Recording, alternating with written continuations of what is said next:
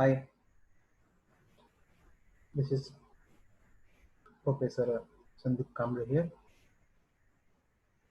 and welcome all you to our next lecture in the course Intellectual Property Rights. And our today's topic is traditional knowledge. In this particular, we are going to discuss about what is meant by traditional knowledge, what are the rights of traditional knowledge holders, what are the different initiatives of Government of India for the protection of traditional knowledge. So, in image here, it's an turmeric powder and in our daily routine we are using this turmeric powder for the different purposes. Every one of us are know at least one purpose, one use of turmeric powder. This much famous or useful turmeric powder is there, and we are using it from very long period, from very past. So every household knows what are the different uses of the turmeric powder. And out of the different uses of the turmeric powder, very common one is there, that is it is used for the wound healing. Okay, so whenever we are having any injuries, okay, any small injuries are there, we are using it for the wound healing purpose. We are using it primarily for wound healing. Okay, other than that, very good practices are related to the turmeric powder with respect to the medicinal properties, with respect to some good practices related to the which are used in cosmetics. So here so many uses are there. So what is the connection between this particular and traditional knowledge? Okay, so that is the question. So traditional knowledge means what? This knowledge which we got, that is turmeric powder is useful for wound healing. From where we got this knowledge, we don't know. Okay, or we know that we got it from our parents basically, but our parents got from some other persons or from their parents. But what is the original source, what is the origin of this information that is related to the use of this turmeric powder? It may be from ancient times. Some tribals are using this turmeric powder or turmeric for wound healing. Okay, from them it may got spread to our normal community and it come to us, and we are practicing this from very long. Okay, so this is how this traditional knowledge get evolved by some particular persons which may having some knowledge of the forests, or they are very closely related to the forests and specific plantlets, so that they come to know about this particular information. And this knowledge they are using in their daily routine, daily life, so that it get transferred to their children's, and from their children's it may go to the grandchildren's. So this is how the flow of information is there, and all these practices are very traditional. It's very from it may be from our previous generations. Okay, so this is a particular knowledge can be called as traditional knowledge, and this traditional knowledge is base for so many cosmetic products currently in market. And this using this traditional knowledge, we are able to get an patent for that particular product, and whenever we are having patent, we will be having some economic benefits. So basically, to get the patent, we should go through the process of the patenting. Then only we are able to get it. But the problem is that this particular traditional knowledge may be copied by some other persons from other countries, and they will claim for the patent of that product, patent of that knowledge. And if so, this is very bad with respect to the original traditional knowledge holder, original TK holder. Okay, so whenever such and so many such cases are coming in the past, so WIPO, that is World Intellectual Property Organization,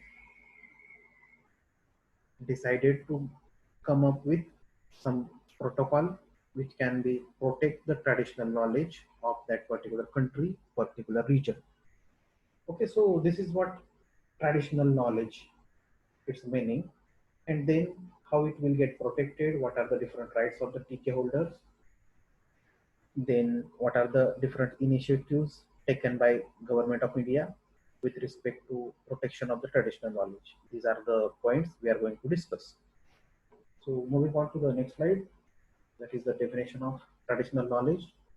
Traditional knowledge refers to the knowledge, innovations, and practices of indigenous and local communities around the world, developed from experience gained over the countries and adapted to the local culture and environment.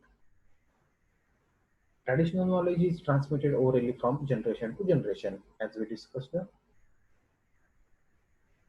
In other words, traditional knowledge may be considered as knowledge, know how, skills, innovations, and practices that are passed between generations in a traditional context and that form part of the traditional lifestyle of indigenous and local communities who act as their guardian or custodian. It can be, for example, agricultural, environmental, or medicinal knowledge associated with genetic resources. Okay, so so many examples are there of traditional knowledge, in which major example is there, that is turmeric. Also, neem is there. Neem is also one of the important traditional knowledge in India.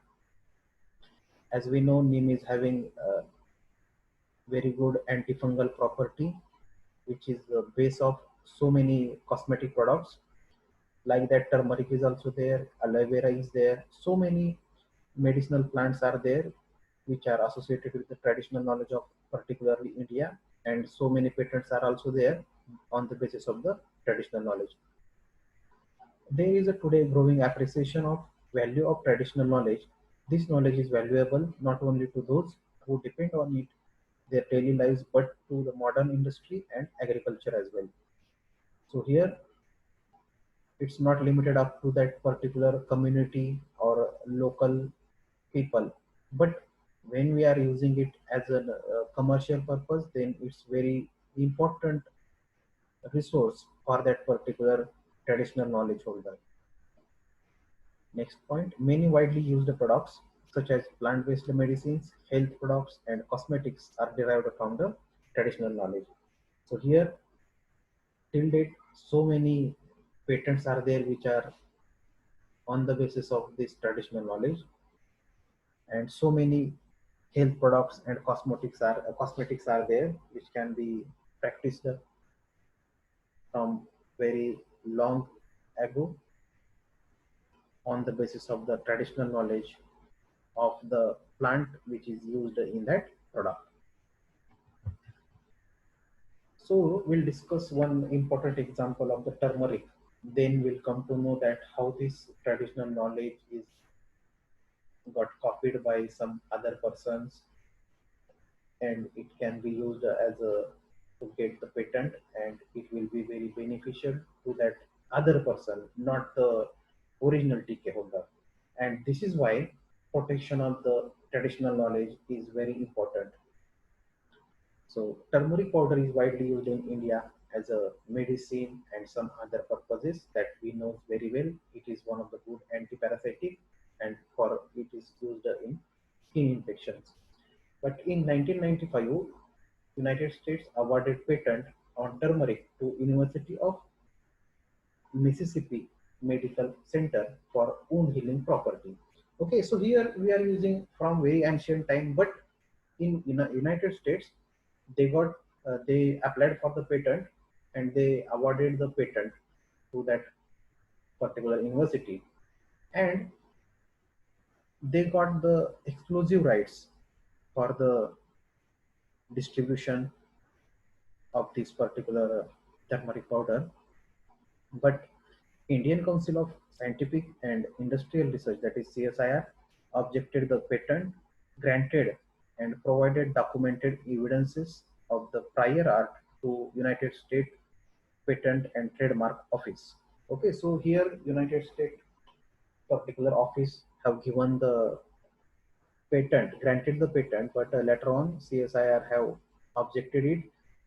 And as we know the process of patenting, whenever the patent was challenged by some other persons, then there will be study,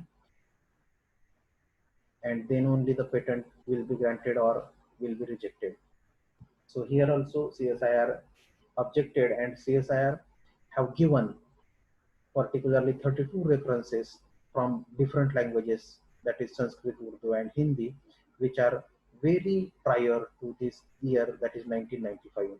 So that United States Patent and Trademark Office revoked the patent, revoked, that is cancelled that particular patent, stating that claim made in the patent were obvious and anticipated, and agreeing that the use of turmeric was an old art of healing wounds. Therefore, the TK that belonged to India was safeguarded in turmeric case.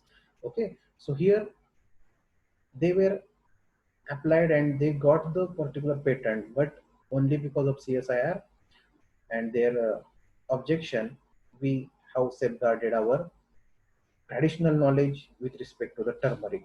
Okay, so when we have, if we don't have objected, CSIR objected, then that can be the property of that particular university, and they will have benefited. But because of this intellectual property rights, we are able to protect our turmeric and traditional knowledge related to the turmeric. So this is how importance of the traditional knowledge is there. Moving on to the next slide. WIPO in 2000 established an intergovernmental committee on intellectual property and genetic resources, traditional knowledge and folklore in 2009. They agreed to develop international legal instrument that would give effective protection to traditional knowledge, generic resources, and traditional cultural expressions.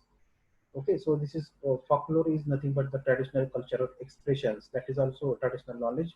So here, WIPO, that is World Intellectual Property Organization, established a committee for the protection of this traditional knowledge. Then Convention on Biodiversity, that is CBD, signed by the 150 governments leaders at the 1992 Rio Earth Summit, came into force on 29 December 1993. This Convention on Biological Diversity that we'll discuss in our next lecture. But today, why we are discussing about it, that is because of the article, which is Article 8J of the CBD, deals with the issues related to the traditional knowledge associated with biological resources. That's why this CBD is important with respect to the traditional knowledge. And India is also the party of the CBD. Then next important point, that is WIPO's work include assistance to develop and strengthen national and regional system for the protection of traditional knowledge. Okay, so as we know, World Intellectual Property Organization is the apex body with respect to IPR. So they are functioning with respect to the formation of some international instrument with respect to the protection of traditional knowledge. WIPO's work on traditional knowledge addresses three distinct yet related areas. That is, first one is traditional knowledge in the strict sense. Okay, so here technical how know-how means what? Any particular process is there, practical knowledge is there, and which is independently researched, which is independently evolved by that particular tribal community or person. So that is also the traditional knowledge. So it may be skill, it may be practices, so which is related to the biodiversity, agriculture, or health. Then traditional cultural expressions of folklore. So here cultural manifestations such as music, art, design, symbols, and performances. So here one of the good example is there, that is so many new arts are there which can be prepared by using the bamboo, or some forest products are there which are very unique with respect to the region. So that is also comes under this particular traditional knowledge. And then genetic resources. Genetic resources is nothing but the genetic material found in living organisms. So many living organisms are there, and they are also carrying lot of information which can be benefited in different aspects. And whenever we are having the knowledge related to that, that will also be traditional knowledge.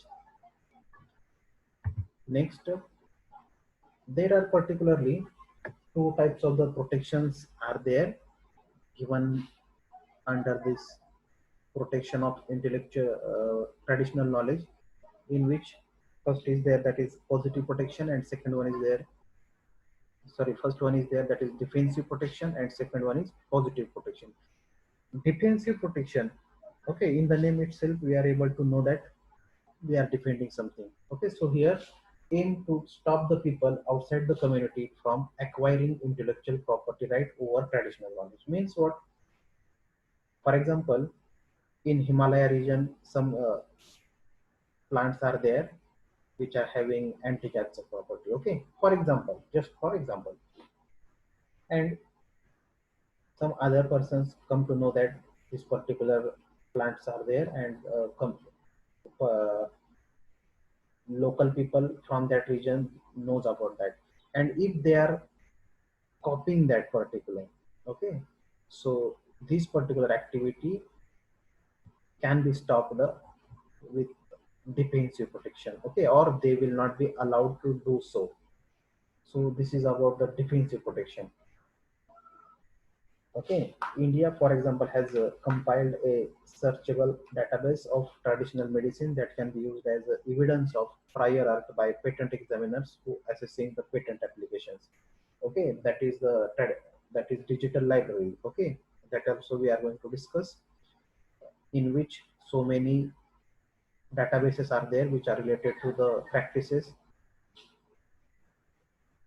being used in India from so lot of year ago. So which are the particular proofs if somebody else is copying that particular traditional knowledge. This followed a well-known case in which the United States Patent and Trademark Office granted a patent. Okay, so this point is related to the turmeric. Okay, as we discussed in our first slide properly. So later on, the patent granted for the turmeric was revoked by the United States Patent and Trademark Office. Then next point is there, that is positive protection. Okay, positive protection is related to is the granting of rights that empower communities to promote their traditional knowledge, control its uses, and benefit from its commercial exploitation.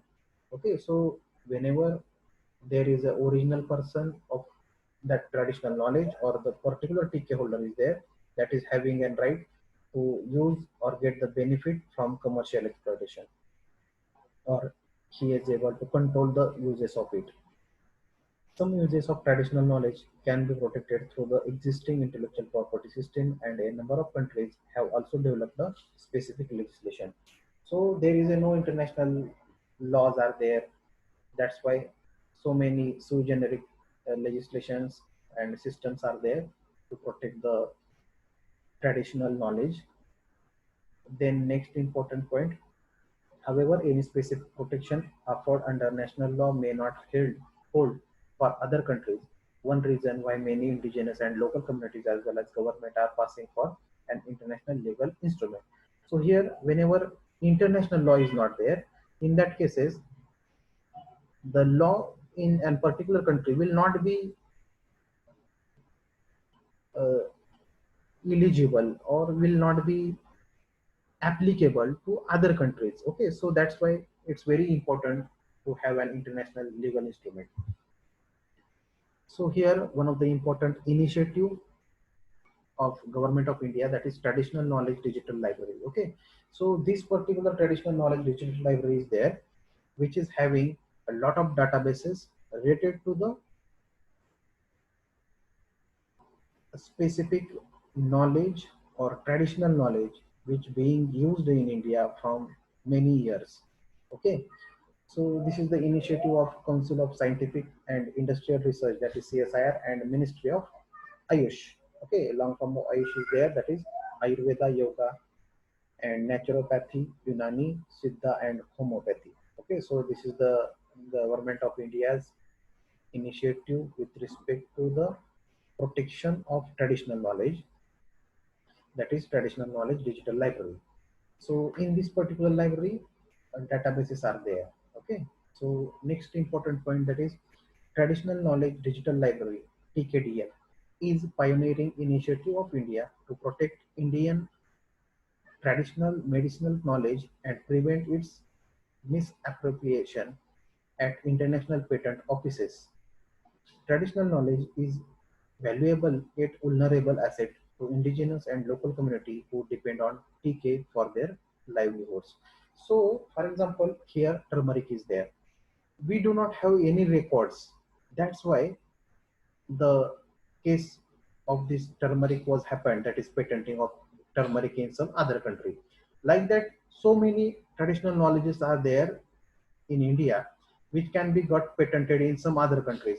So protection of this particular can be takes place by using this traditional knowledge digital library, because we are keeping all the information, all the traditional knowledge related to the different plants, different animals, or different resources, so that some other country office, patent office, will have an access to this library and they will check whether it is present or not previously.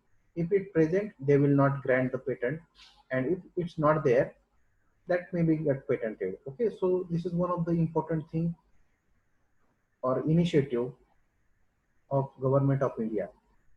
Next important point, traditional knowledge digital library has overcome the language and format barrier by systematically and scientifically converting and structuring the available contents of the ancient texts on Indian systems of medicines, that is Ayurveda, Siddha, Unani, and Sovarigpa, as well as Yoga, into the five international languages, that is English, Japanese, French, German, and Spanish. Okay, previously only Sanskrit is there, Hindi is there, and some local languages are there, in which particularly this knowledge was having some material. Okay, or it got written by some persons related to this knowledge.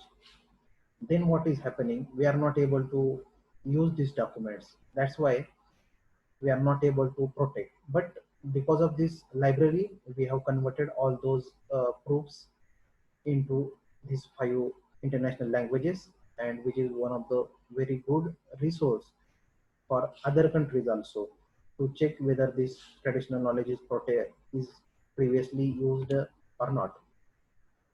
Then traditional knowledge resource classification is also there in this particular library. As on date, more than 3.6 lakh formulations or practices have been transcribed in the into the TKDL databases. Okay, so these many documentaries, these many references are there in this library. At present, as per the approval of Cabinet Committee on Economic Affairs, access of TKDL is available to the 13 patent offices.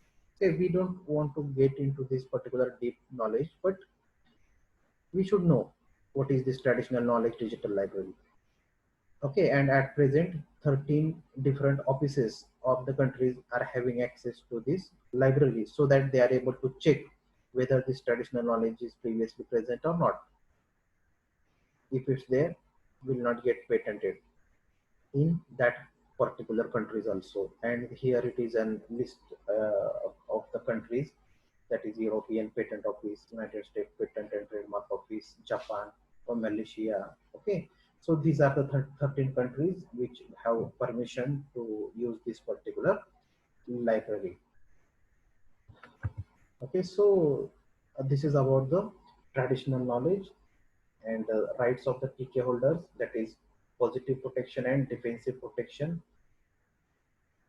And one last important point which we have gone through, that is traditional knowledge digital library, which is not in our notes. Okay, so just make a note of this traditional knowledge digital library by yourself and insert in our previous notes. Okay, so we'll stop here, and in the next lecture we'll discuss about the next important point of our subject, that is UPOV. Okay, so one more thing is there, that is so many new points are there in our lectures, and as we know our course is there inserted in, or it was introduced last year. So many new things updates are there with respect to our notes, so make sure that you will get added in your notes yourself. Thank you.